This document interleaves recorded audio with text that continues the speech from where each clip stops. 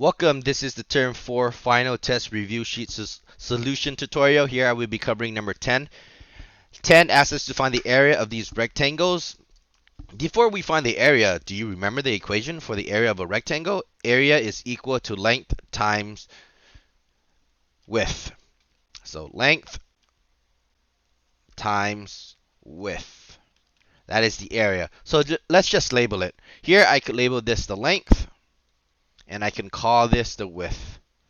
Okay, plug it into my equation. My area is equal to length times width.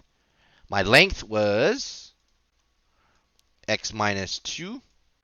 And then I'm going to multiply that by my width, which is x plus 2. And there you go. Put this in the parentheses now because so we can see it. This should remind you of just distributing and foiling. So now let's just distribute. X times x will get you x squared.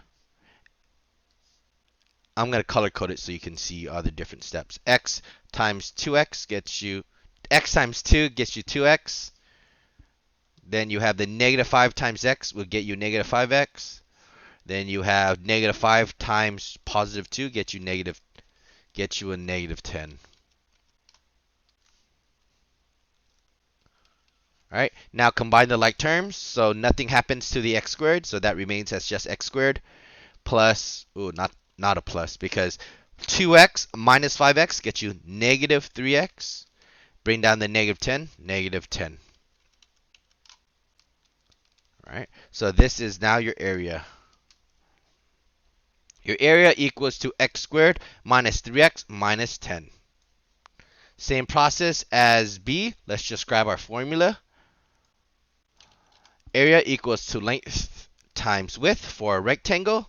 Let's label our information. Here we could call this the length, and right here we can call this the width. Plug it into our equation. So the area is going to be equal to our length, which is x plus 4. And that's going to be multiplied